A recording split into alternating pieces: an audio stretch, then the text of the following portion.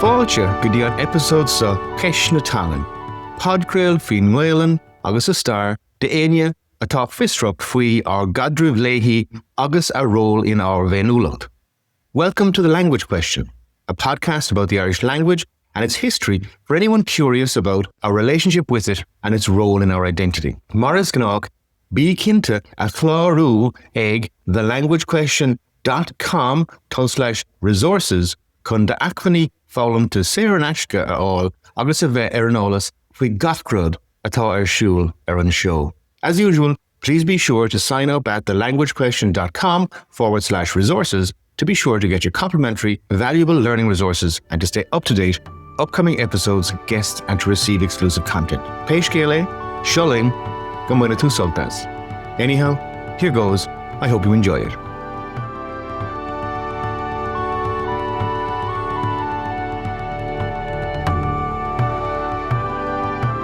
Mollie Guidera is an educator, writer, and language activist, weaving storytelling and etymology into the innovative teaching methods that she uses, celebrating and nurturing identity and heritage connections. She studied at Trinity College Dublin and earned her teaching qualification from the University of Cambridge. She brings depth, clarity, and creativity to language learning.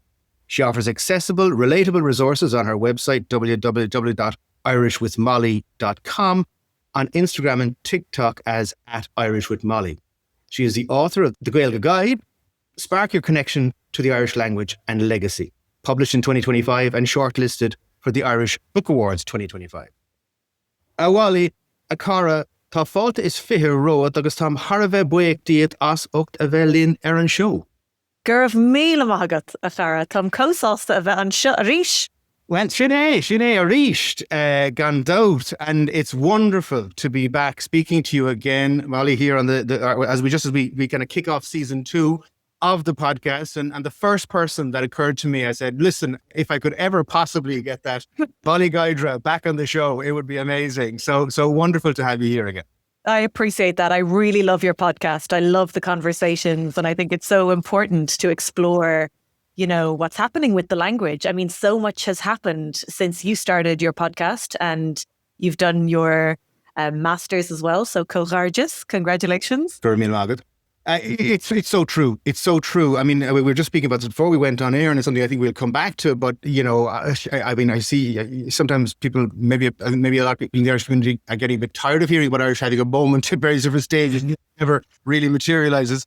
But it certainly does feel like there's something happening in relation to the language, and I think we'll come on to that. But before we do, we know one another very, very well, I'm delighted to say, but maybe there's people here on the call who don't. And I mean, while you're obviously got a huge following on social media and have developed this phenomenon that is Irish with Mollie, for people perhaps who are not familiar with you and your background, Mollie, would you mind just telling us a little bit about your background, your relationship with the language, and so on? Absolutely. So I'm from Dublin, and I didn't grow up in a Gaeltacht or in an Irish-speaking family. I didn't attend a Gael school.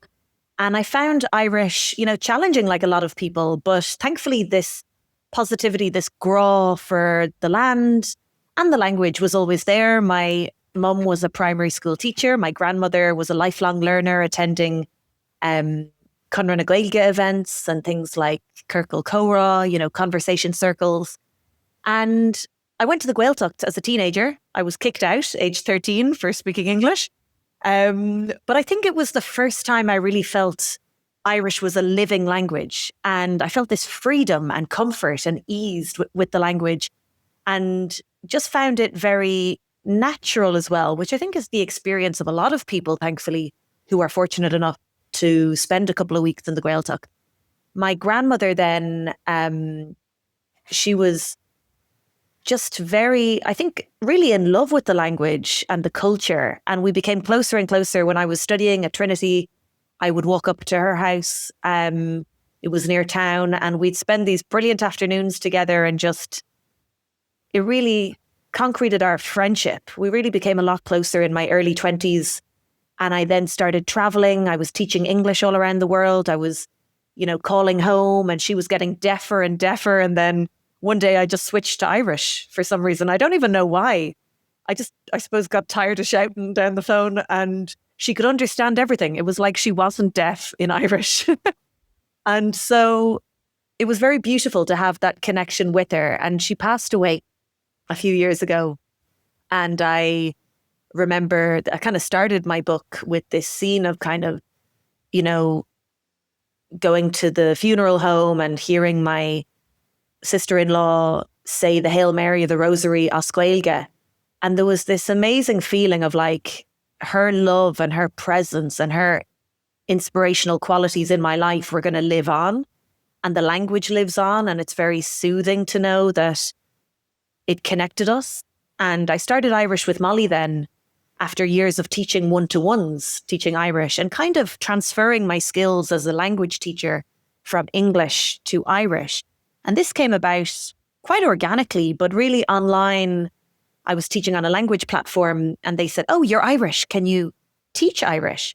And at that time I thought like, is there much demand for that? You know, am I able for this? And just bit by bit, just worked on my skills, attended different courses, traveled around Ireland, like became more fascinated with the Canuanty, the dialects and things like that.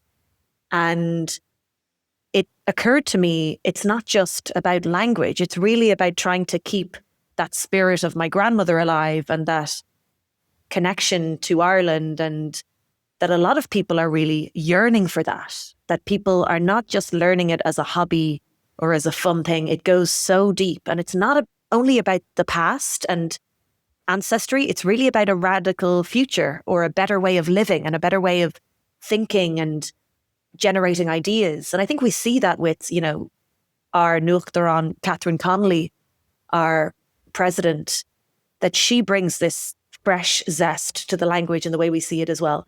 So yeah, it really makes sense backwards, like a lot of things, but I suppose it was just choosing what I loved and enjoying the journey and kind of saying yes to things and moving it forward. And then new opportunities arose. So I started the courses, you know, growing the Gaeilge Online Academy. Now I have over 10,000 students around the world in over 85 countries, a podcast, a newsletter, and my first book. So it's all kind of growing.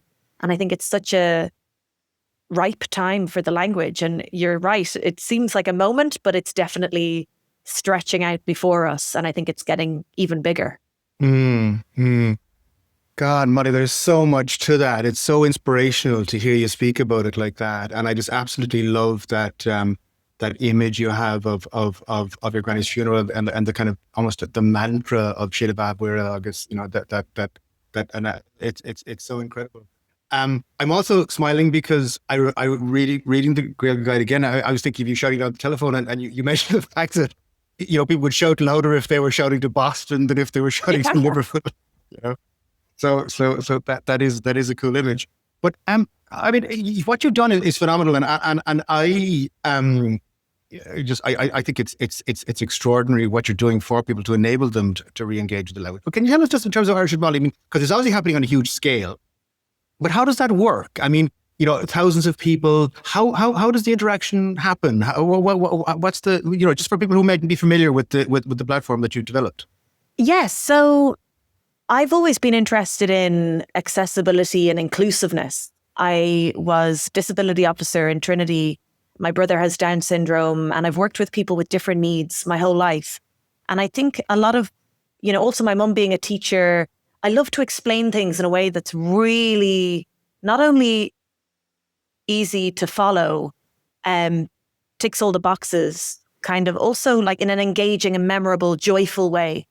So it really like lights me up to think of new ways to teach, and learning about different teaching methodologies and learning types has been such a joy as well. So I wanted to create something that has been designed with lots of different learner types in mind. So you have the visual learners, there's video, audio, there's on-demand materials with lifetime access, and you can access them on any device. So very flexible, it's self-paced, so people can log in and learn from anywhere in the world, any time zone, but also a lot of live elements. So weekly live lessons with me. Every day there's a 24/7 Zoom room, so people can interact there. And I think that really works for people because life is so busy and people might give up, and then they're inspired to come back to it. And, You don't just learn for 3 months and get fluent and then leave it behind and move on. Learning, as you know, it's a lifelong passion and endeavor, and we never stop learning. So there's lots of different elements to it. And I've started doing retreats as well. So that's another kind of way to connect with the community. So we have a Telegram group. People are speaking, listening, reading, writing every day, and accelerating their learning journey. So they're able to help each other now. And even just this morning, a student of mine had this idea about pen paling. And I thought, what about voice paling? Something like a 1-minute voice message you leave, you're paired with someone else. So I think that's how technology can really help us democratize the language, spread it to more people, make it more convenient as well.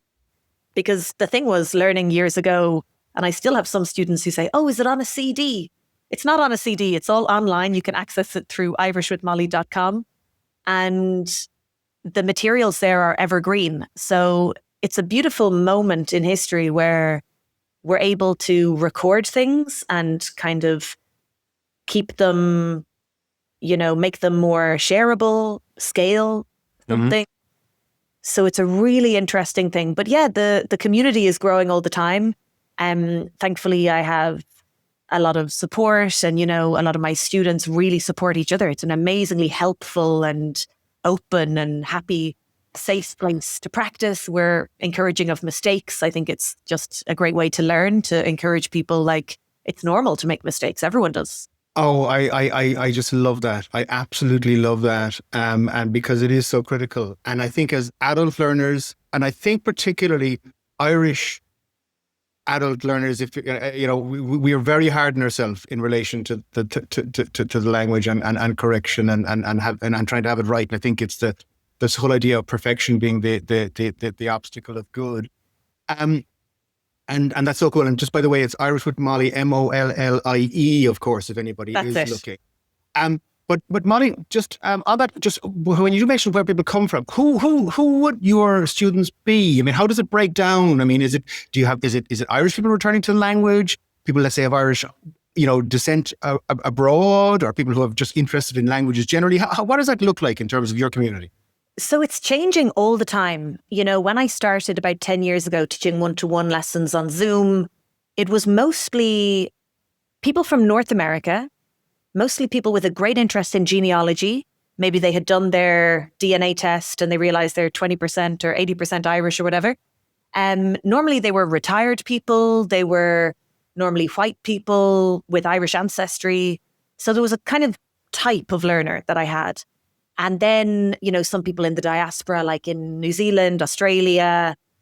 Then it just grew and grew. And you'd have people from Russia, Argentina, Morocco, Norway, like all over the world, polyglot, people who just loved Ireland, loved Riverdance. Maybe they'd never even been to Ireland and they were just obsessed with the literature, the Gaelic games, the dancing. And then more and more Irish people. So that's very interesting. It started that maybe 5% of my students were Irish in Ireland, and now maybe 40%. So I think people are finally releasing that idea that Irish is only for schoolgoers under 18 years old, that Irish is all of ours and it's worth it. And even if you hated it at school, even if it gave you, the heebie-jeebies, and you still can't shiver without hearing, the Tishel Ginnadach or the Mokanilach, the genitive or the conditional, that it's not what it was at school. And it's a completely different thing. And it's so logical and patterned and satisfying to learn. So that's really fascinating how it's changing all the time. And also now with so many immigrants to Ireland and Irish people emigrating, there are families like, in Dubai or whatever saying, well, I don't know if we'll ever return to Ireland, but I want my children to learn Irish. And also the parents themselves say, I'm realizing it's important. And maybe, that thrill when you're a few years out of school, there is a thrill to getting a new copybook and committing to something and feeling that eudaimonic happiness of growth and progress and knowing that you're learning that we took for granted a bit when we were at school. I love that idea, the eudaimonic happiness. Now that is cool. If we can get that going on, that is so fantastic, Mollie. And I relate to it. I was that person who hated Irish at school. Was a kind of a glib, smart aleck when it came to the language. It's a dead language, And it wasn't like I was off there learning Japanese or something to use. I was just kind of, not wanting to do the work, I suppose. But there's so many other things that are kind of bound up in it in our heads. And I want to come on to that because it's something that I think you tackled beautifully in the Guide. But on that, and I suppose just maybe that's really a nice little transition point there into the book itself, because it is something in the time we have, I'd like to spend as much time as we can just diving into it, because I think it's such an important work, and in addition to the kind of the language learning resources that we have for the language. But can you tell us kind of what made you, what gave you the idea of writing the book? What was your kind of what was it? What process led you to that? What was your reason for doing it, and what inspired you to go about it? Yeah, it's interesting. I mean, a little bit like my retreat, which just came out of the blue after thinking about it, talking about it with my students. I just got a call from a venue saying, would you like to host a retreat in the Gaeltacht at our hotel? It just felt so serendipitous. And the same thing happened with the book. And I think there is this great Irish proverb Shanachal, like Nuratá de Chrí sanát cheart, Titi Gacordelis Jack sanát cheart. So when your heart is in the right place, everything else will fall into place. So it really felt like, manifestation, if you believe in that, It was just all the energy going towards this. So I suppose being online and having, a following that's growing, publishers reached out to me, but it's been maybe my number one lifelong dream to write a book. And I remember being 12 years old, disappointed with myself that I wasn't a best-selling novelist. I was more into reading and writing fiction. So I never really thought I'd write a non-fiction book, but it was always on my radar as like one thing I'd really love to do is write a book. And when the publishers approached me, it's like it was already written in a way because of the reels, these short videos that I create online, explaining things practically, but also weaving in a bit of etymology, like where does that word come from? What does it really mean? And even the word etymology in Irish, sanasiach, means the whisper of advice in the words.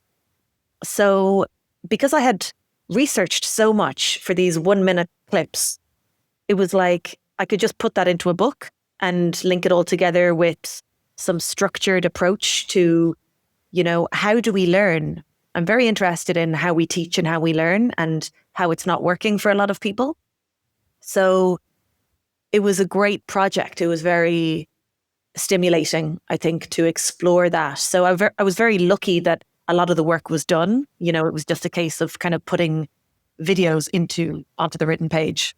Well, yes, I can understand that, and I can see that. But in a way, I feel you're kind of underselling the book and being a little unfair to it, because it isn't like you just suddenly went and kind of took everything that you'd done on social media and kind of dumped it down into a book. I mean, because I've been going back over it again this week now, particularly just with a view to our conversation. And I mean, it's dealing with something difficult and complicated in a way that is light and accessible is a lot harder than you think, I mean, I think it was like Richard Feynman or somebody said that if you can't explain, quantum physics to a 7-year-old, you don't understand it well enough, And I mean, that's something you've done beautifully in the book. I mean, you cover some very, very serious topics, but you do it in a very, very accessible, digestible kind of way. Thank you. Yeah, I think it's just that I really believe Irish is not complicated. It's our complicated relationship with her that distances us from our language. And I really love to make things just very clear to myself, to my students, to the reader, to kind of encourage them along and motivate them and realize there are these patterns that keep revealing themselves. And also having been an English teacher for many years, realizing English is very inconsistent and irregular. And yet we believe that English is easy because we're exposed to it all the time. It's a world dominant language. We have so many songs in English, films in English, etc.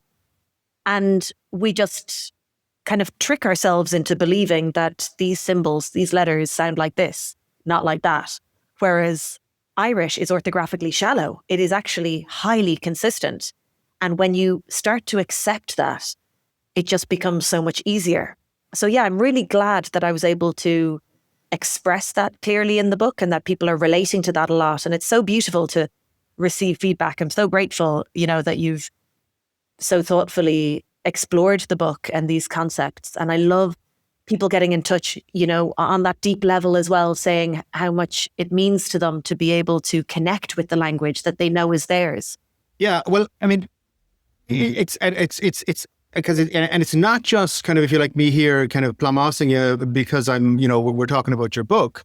I mean, I've gone back to learn the language as an adult learner, primarily self-taught to begin with. I think I've done pretty much every kind of course there is out there, and read. I mean, I literally, if I see anything that's Irish related, I just buy the book, because I have this kind of thing where I'm never going to let not having the book being an obstacle to listening.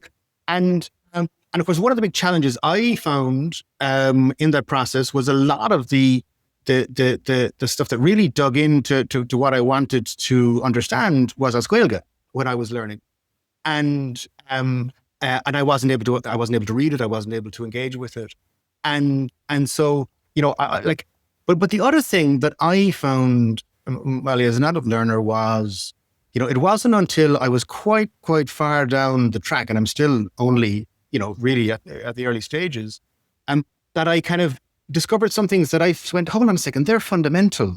Why didn't anybody tell me this before? And I suppose, I've got this thing, Irish is easy once you start with a very simple premise. Irish is not English. Yeah. If we could just maybe kind of clear that up, please, people, because everybody kind of goes, well, English is kind of intuitive and Irish is kind of really, really hard. And I'm going like, wait a second, Worcester sauce, anybody? I mean, have you tried that word?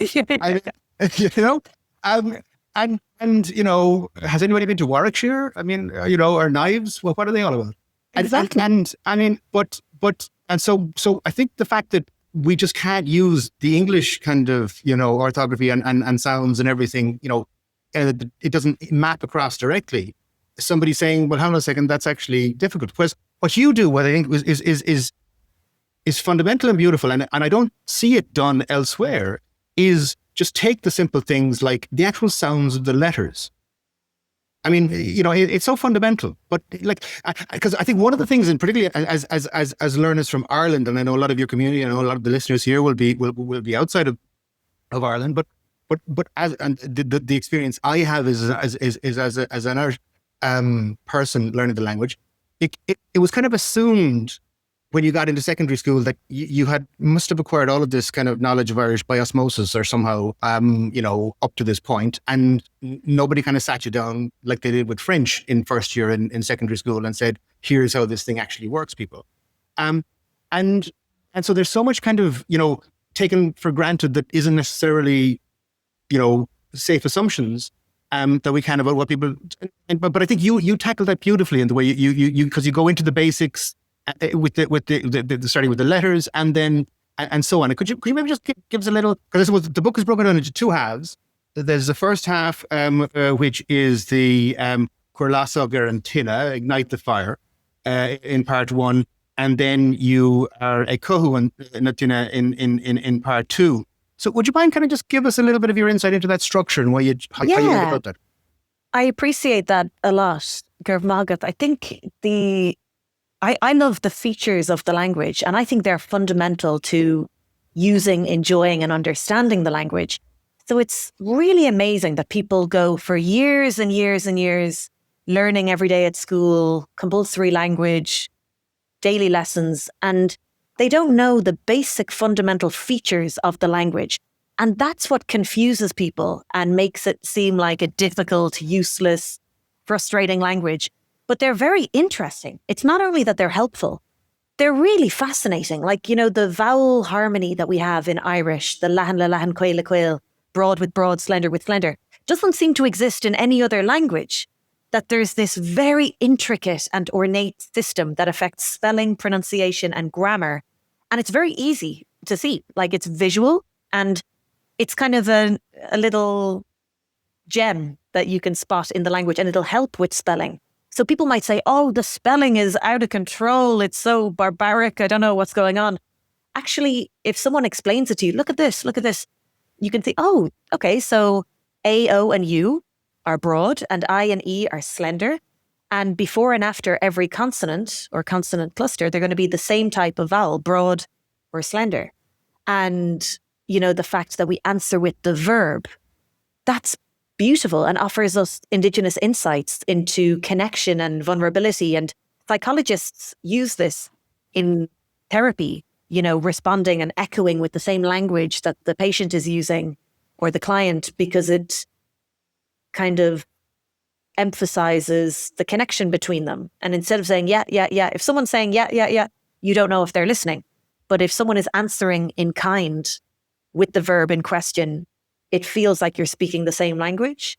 And I think Irish people have that intrinsically from, echoing the Irish language. And it's just, those things really interest me and I'm so curious about them. And I think it was maybe having taught English and learned how to teach English in the Cambridge method was so valuable, and realizing, okay, this is how a language can be taught.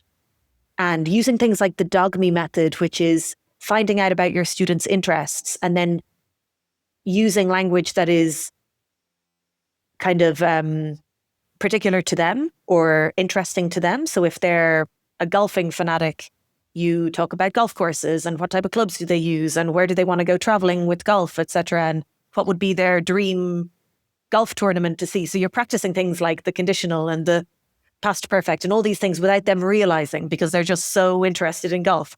So with Irish, that can be done when you're just getting into these fascinating kind of linguistic features that anyone would be interested in. So that's the aim I had, or the goal with the book and with my work in general, that anyone could pick up the book and go, oh, that's amazing. I didn't know that. So Irish starts sentences with the verb, and only 6.7% of all the world languages do that. And Arabic does that. And what does that mean? Oh, does that make the speakers of these languages more expressive? What does it do to our psyche? So it's not only about here's how to learn the language. It's like, how does this language affect the way we think and connect in our country? And how did the removal or the attempted removal of our language affect who we are? Because when you see Italians speak Italian, or Polish people speak Polish, or whoever, you see that it's inherently tied up with the way they act and the way they behave. So I feel like in Ireland, we were forced to kind of let that go and think, oh no, we're English speakers now. Let's kind of forget about the trauma of having our language and culture deconstructed and removed forcibly.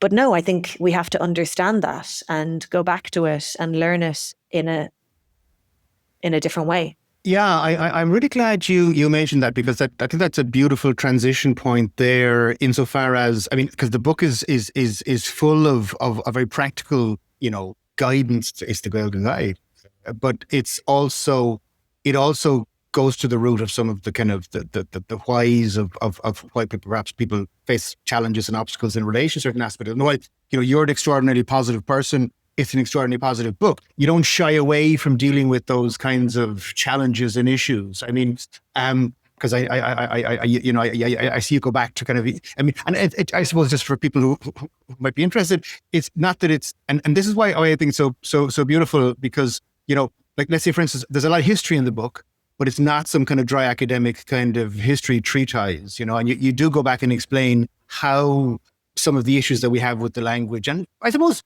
the biggest kind of elephant in the room really is, here we are in Ireland, but we're all speaking English. And how did that ever happen? And what does that mean for us? Because I suppose, and maybe just to I'd love to just maybe just dive into that a little bit, because also you're an English lit graduate, isn't that right? From Trinity, the great bastion of a Dublin Anglo kind of Anglo-Irish culture.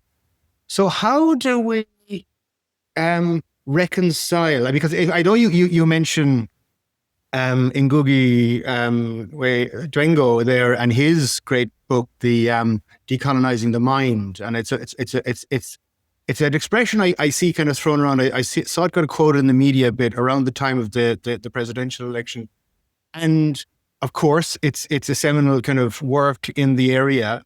But how do we reconcile the two things? Because obviously we do want to restore Irish and learn a language. But we also then have this extraordinary Anglo-Irish English language heritage here as well. That's contemporary with us, and we're not suddenly going to throw out the baby with the bathwater and replace one with the other. How does that all kind of fit in your mind? Very, very true. Very good point. I think, in many ways, of course, the English language, we can't deny it helps Ireland in many ways. It's such a bustling, vibrant country now. We have a great advantage being native speakers of English too. And I think being able to explain concepts in Irish through English, of course, makes my work and the work of anyone working in the language reach further and grab people's attention. And, it's interesting that it's not that learning Irish and speaking Irish and wanting to live your life through Irish makes you a member of the IRA or anti-British. It can be that you embrace and accept that we have these two imperfect modes of expression, that the Irishness that comes into the way we speak English has made Irish writers, playwrights, novelists, poets world-renowned for this playfulness and flexibility that we have within the English language. And yet, I think we're very lucky in a way. And it's just that we need to give Irish more value in society and work towards a bilingual Ireland. I talk about, it'll happen in my lifetime that will be bilingual. And the thing is, I think, for example, in Dublin recently walking through, I saw loads of new ads, all in Irish. And that's a brilliant sign of the language flourishing. Like that was not evident 1 year ago, let alone 10 years ago or 20 years ago. You see it on public transport. You see it on the streets, in the shops. You hear it on the radio. It's everywhere. But then I think this is a missed teaching opportunity if it's all in Irish, because there are some words there that are technical or, they're high grade language. They're quite advanced words. And hardly anyone in Ireland is completely fluent in Irish. Even the person who translated the ad or created the ad might not have Irish. So I think it should be both English and Irish, a bit like our street signs, but very clear so that you can learn. You can say, oh, I got a bit of momentum. I'm motivated. I'm feeling good because I understood half. Oh, what's that word? Oh, I learned something. So not only are you understanding some, you're also learning. So there should be challenge and support. And when we see only Irish or we hear only Irish, it's still quite off-putting, and it could be an element of our trauma. It's the reason why Irish with Mollie isn't called Gael Gillamoreen. I don't think it would have had the same impact. And sometimes I'm doing ads myself and people comment, oh, why isn't this in Irish? Well, I'm reaching a non-Irish speaking audience. If you speak language fluently, you're kind of not in your market, I suppose. You understood everything I was saying. You don't need this. But it's interesting. Yeah, like you said, a lot of workbooks and traditional materials, they explain things through Irish, about Irish. And I don't think it's that conducive to learning. So I'm very glad that the book, there's a lot of English. It's mostly written in English and everything is translated. But that's the way I feel is most accessible and maybe opens the door to people. Oh, completely. But I think another thing that you do in the book, in a way, and I think you go into it in a lot more depth than is often the case, is because I think there's a place between the two of Hiberno English that in a way we kind of thought was a little bit stage Irishy, and it was kind of Kiltartanese, and that's embarrassing, and let's not have any more of that, please. But actually, that's a whole kind of almost a dialect of English that evolved here in Ireland, and it's still there in the way that we speak English. And you then go and you kind of reverse engineer that, and you take the way that we say, like, oh, sure, you're after ruining it, and it's, wait a minute, or whatever the case may be. And talk to us about that. That's because that's a beautiful thing, and that can resonate, because Irish people who think they don't speak Irish will actually say, hold on a second, yes, that structure makes sense to me. Exactly. Irish people have a great advantage there, because I say one of the best ways to fast track or shortcut your way to more fluency is thinking in Hiberno English or exposing yourself to Hiberno English, because it just makes it make sense. And when you think about it, we've protected and preserved our Gaelic, Celtic language through English because we were forced to speak English to get by. So to have structures like she's after giving out to me for being bold, or I do be doing this, we're really speaking Irish using English words. And you're right, there's a kind of misconception of that, or an idea that that's bad English. That is poor English. And, you know, saying, amn't I the big Egypt, for example. But that is a deeply colonized mindset to believe that that's bad. And we have it ourselves, like, you know, to think that ain't that's used in the States, or even like I axed her instead of I asked her. I said, oh, it's horrible in a class recently. And someone said, actually, that's African American English. It's not horrible. And I thought, yeah, wow, like there was my prejudice just flaring up, thinking that's bad English, isn't it? When I've embraced all these typically bad Irishisms because I realized they are from the Irish language, and the dialect of Hiberno English is kind of endangered itself. I hear my parents and my grandparents' generation saying things like, that'd put a longing on you. And I go, wow, I love that. Like, chuirthach sé sin fónar. It's 100% straight from Irish. But would someone in their 20s, I'm in my 30s now, but would someone my generation or younger use that expression? I don't think so. Maybe not, you know? And I do think it's such a beautiful way to speak, and it's so visual and creative and literal, just like the Irish language. And that's why writers like Claire Keegan, you know, and Blind Boy, and they just really bring this to life. And the rest of the world loves it because it still makes sense in English. It's just a kind of hint of our Irish language. Mm-hmm.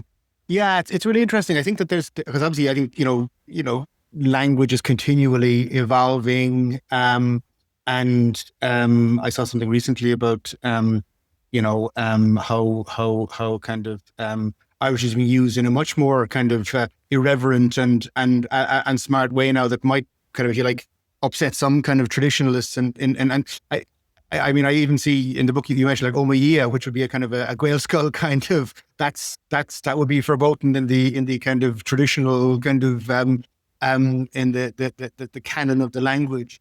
But that's a continual process of kind of evolution. That's a sign that a language is alive and a living kind of thing. Yeah. I mean, it's a sensitive subject, you know. There's a lot of ego, like in any group of people, or there's a lot of different ideas and disagreements about what language is. You know, language is a carrier of culture, and like you say, always evolving. And even things like Google being made into a verb, that comes out of usage and, you know, logic. But things in Irish, I wrote Bawathlum recently online, like, oh, like Bawathlum Pianta Guinness le the hull. I would like a pint of Guinness, please. And someone was correcting me, like, well, Bawathlum Pianta Guinness oh. You know, you can't just say Bawathlum Pianta Guinness. And I was like, oh, interesting, cool. Okay, well, you know, I appreciate learning. I appreciate other people's point of view. But this is how I learned it and how I use it. And a lot of people resonate with this. And I saw someone else say, an bhfuil ceadagam Pianta Guinness. Like, do I have permission for, or can I have? And I would have thought that was slightly erroneous, maybe because an bhfuil ceadagam is more asking permission to do something. But then I understand that person is also a fluent Irish speaker. They're enjoying, you know, a great following, great success online. They're bringing the language alive. Fair play to them. There's space for everyone. And I think there's no space for criticism or insisting that this is the only way. Of course, there are such things as inherent mistakes and we should avoid them. And I do believe in enhancing the richness of the language and, you know, learning from native speakers, etc. But I think it's an interesting one. I think the Afioch and the Gaeilge, the whole Gaelic revival, is because of a release of shame and a linguistic celebration and being able to honor what we have and not be too rigid and not say it has to be spoken in this dialect with this tone and using these words. Like, English has evolved nearly to obscurity from Old English, whereas modern Irish is not that different to Old Irish. It's a much closer language in terms of that. But it is an interesting conversation. Some people want to hold on to pre-standardized versions of the language. Other people are more relaxed about that. Yeah, I think as long as the language is being promoted and celebrated and people are striving for the best. Yeah, yeah, it's really fascinating. It's really fascinating. I mean, you mentioned, the sort of change of that you're seeing kind of around the place in terms of the use of Irish. I was actually happened to be in Dublin recently in January. The Turner collection was on display in the National Gallery. I went in just to have a look on a Sunday, and there was a girl there, just one of the Baldwin Fern, who was a member of the staff of the National Gallery, and she was giving a group of visitors a tour of Australia. And it was obviously, it had just kind of happened sort of naturally that it wasn't like an organized thing. And there was this kind of group of people standing around this painting, and it was being kind of explained and then discussed as Gaeilge. And I thought, that is just insanely cool. I mean, I've never seen that before. It's it's a thing. But yeah, and as well, the person who was giving the tour was a young girl, and maybe in her early 20s, and it struck me, reading again, stuff around Catherine Connolly's extraordinary election, Arnold Strong, and the young people who were really behind that, have a totally different kind of perspective on the language. I think that, I mean, you're putting yourself in a certain age category. I'm a bit up the ladder from that again. And do come with a lot of baggage, in terms of, stuff, head trash in relation to the language. But I think there's a lot of young people who are kind of getting with the language now, and they don't feel that kind of hang up in relation to it. I agree. I think younger people haven't yet clung onto that kind of taught by the Christian brothers and the nuns being beaten, all these kind of things. Like, thankfully, I didn't have that either, but it was quite authoritarian and quite uninspiring, very dry curriculum. I think that is changing slowly but surely at schools. And also, I think younger people are growing up in a very different Ireland, let's be honest, and maybe realizing, we have all this richness and diversity in Ireland that's so different to the rest of the world, not only in terms of our language, but like the art scene that's coming out, and, fashion, music.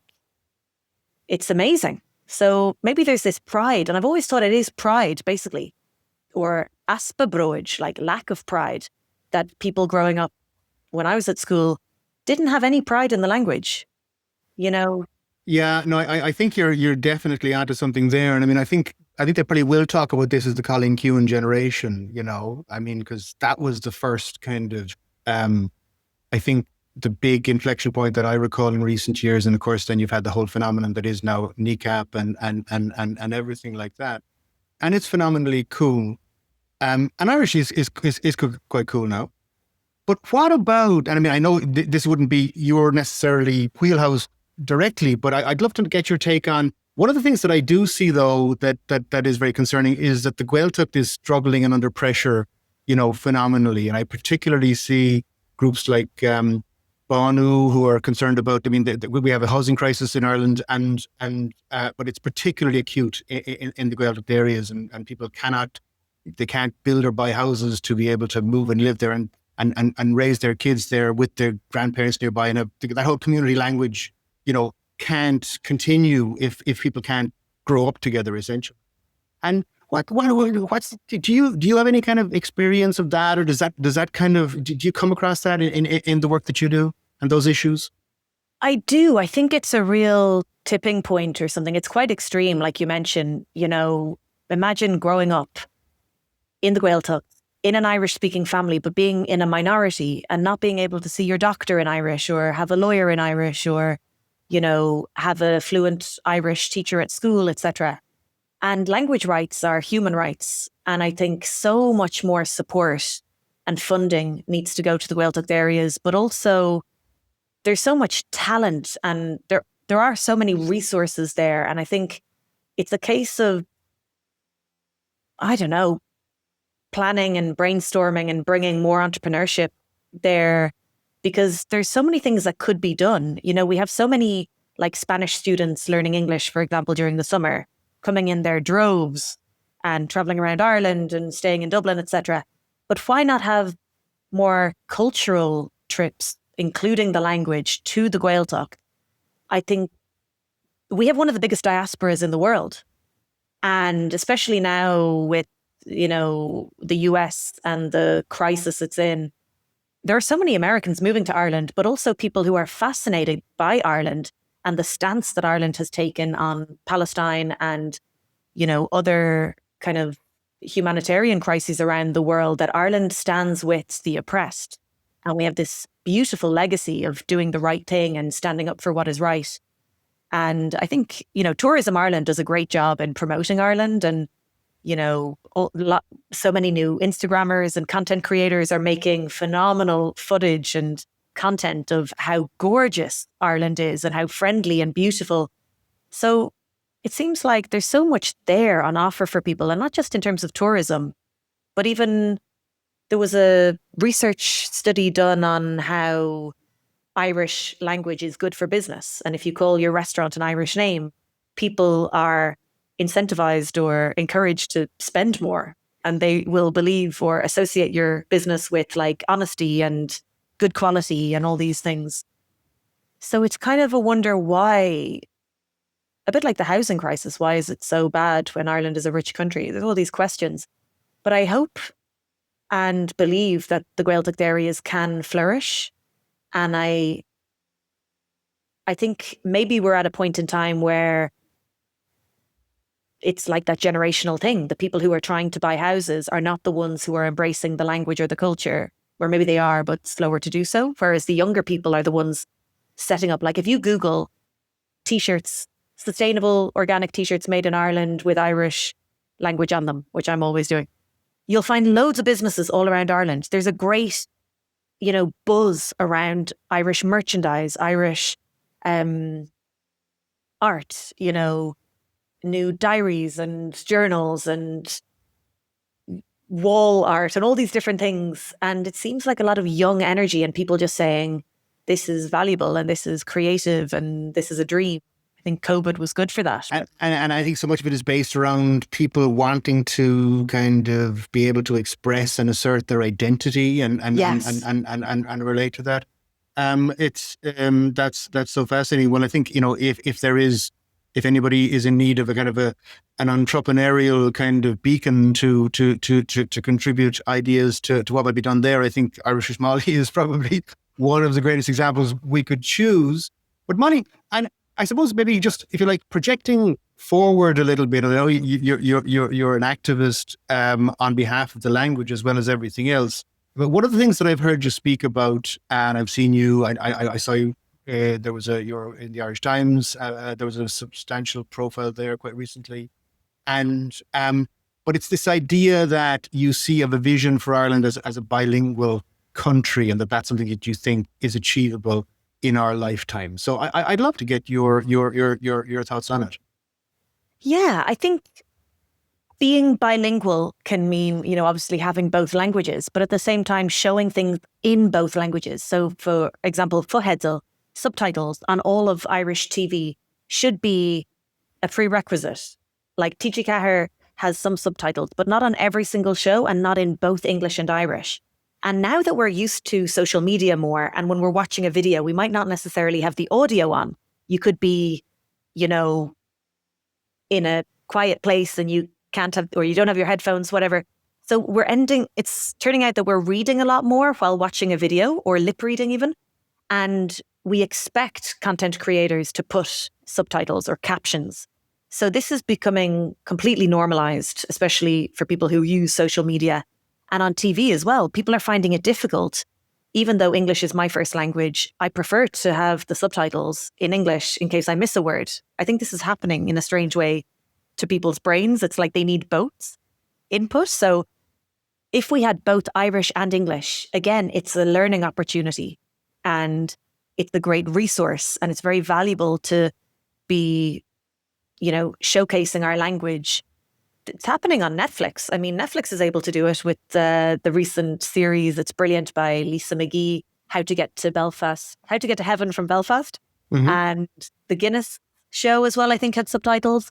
And I get comments, and messages from people all over the world saying they're watching it and they have the Irish subtitles and they're picking up words and realizing what they mean. And they might be completely new to the language.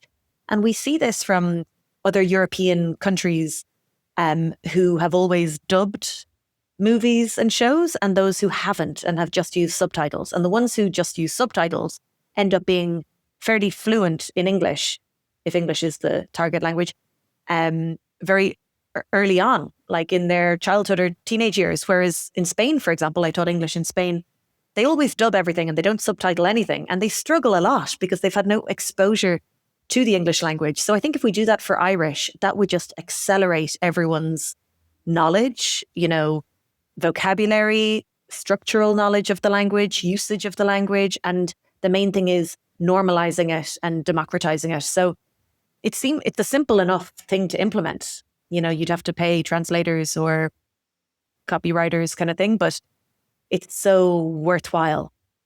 So we are seeing it in other ways, like on TV, there are more shows as Gaeilge.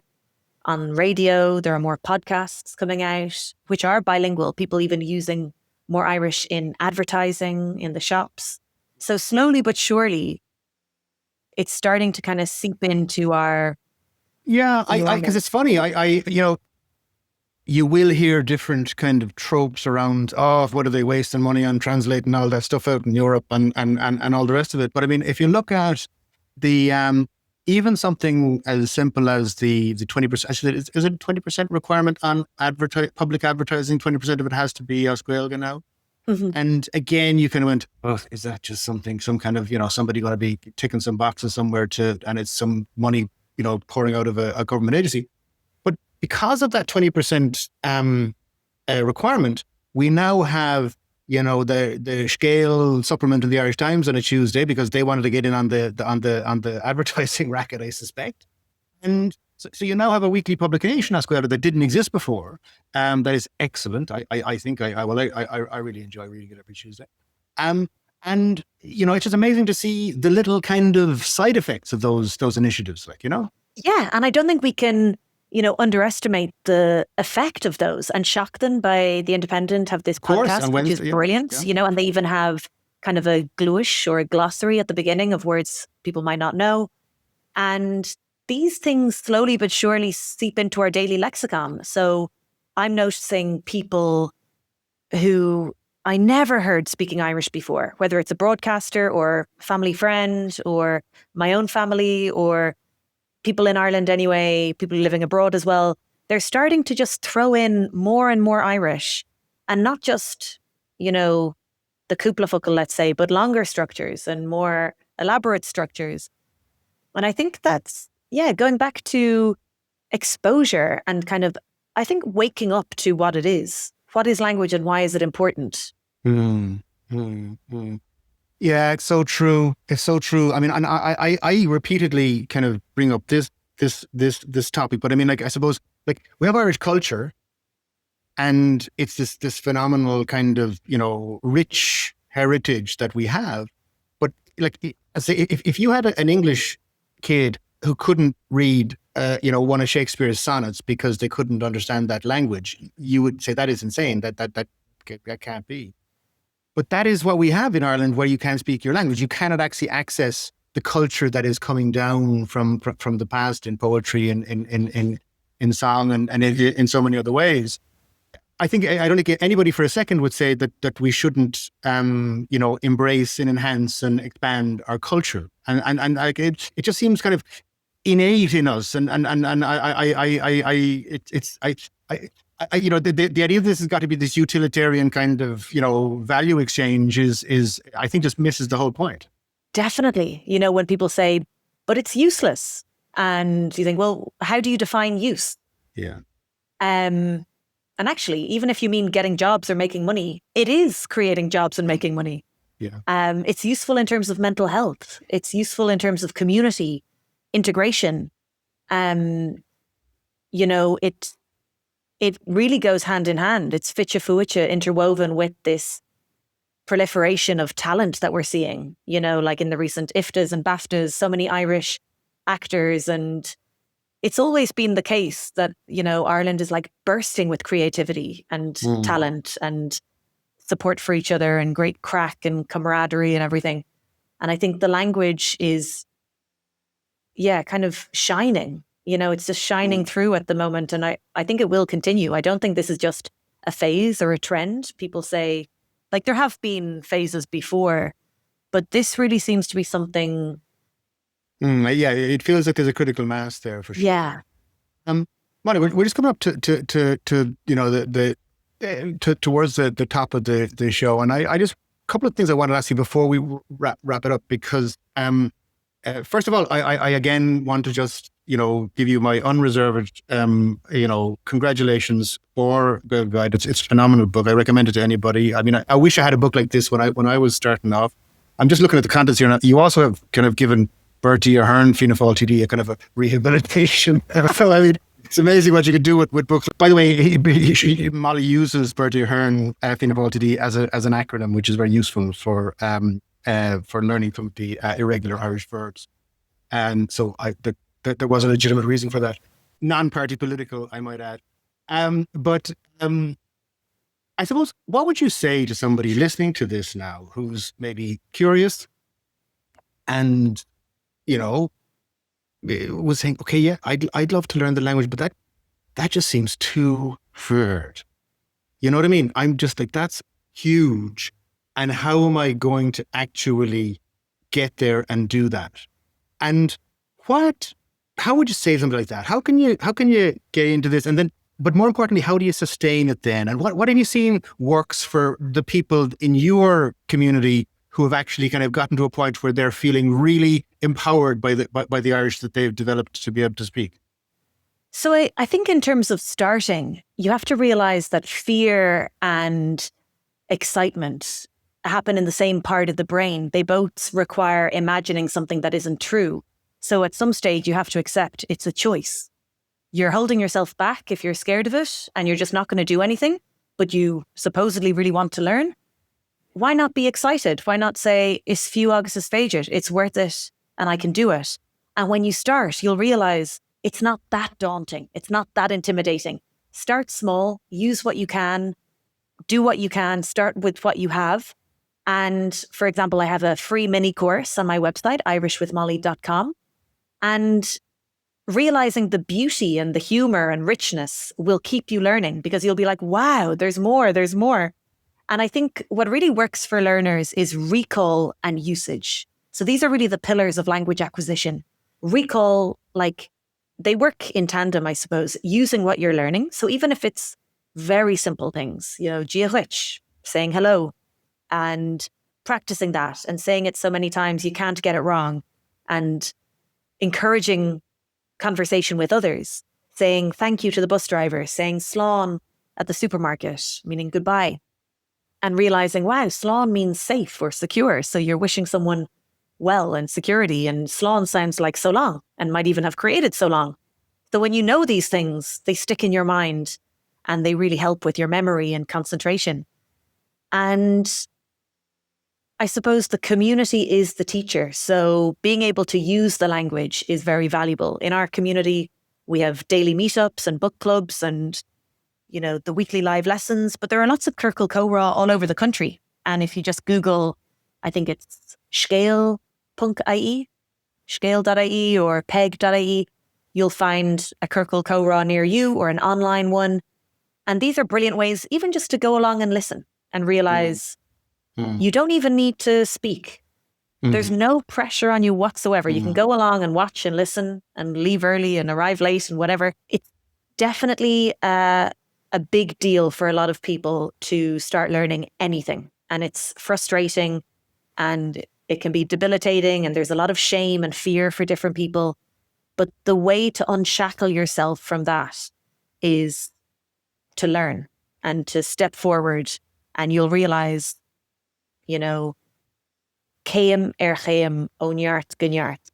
I guess, yeah, just to be present and to allow the language to be present and that it show up in whatever way it does. And as time goes, I mean, I suppose, look, the time's going to pass anyway. It may Yeah. take however long, but that time is going to elapse. Whatever we do, we might as well spend it, and there can be no better way than learning Irish with Mollie. Mollie Akara, as we just wrap up at the end of the session, I'd love to ask you the question that I ask all of our guests. I've asked you it here before, but I'd really like to just maybe come back to it here now again, as to what is your Irish language why? I mean, you devote so much of your life to the language. You've spent so much time now over so many years developing this extraordinary platform, writing this incredible book.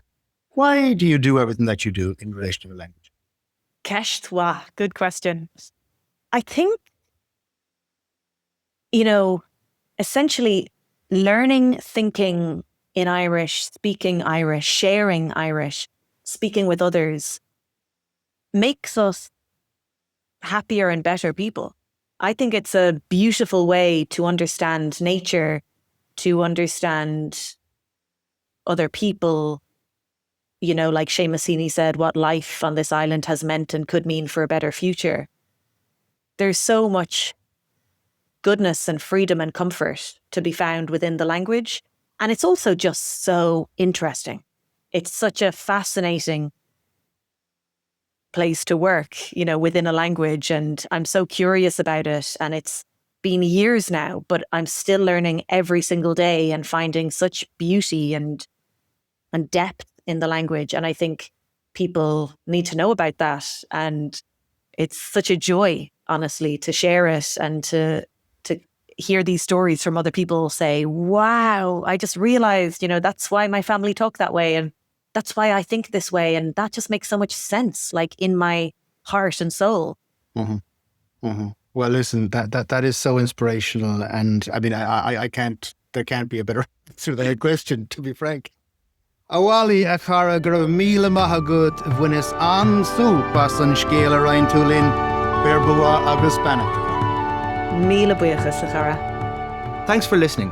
Gur míle maithagad as a bheith éisteacht. I hope you enjoyed this episode. I would really appreciate your feedback and would be eternally grateful if you would follow, rate and review the show. Please also be sure to sign up at thelanguagequestion.com/resources to get your free valuable learning resources and to stay up to date with upcoming episodes, guests, and to receive exclusive content. Slán Támara.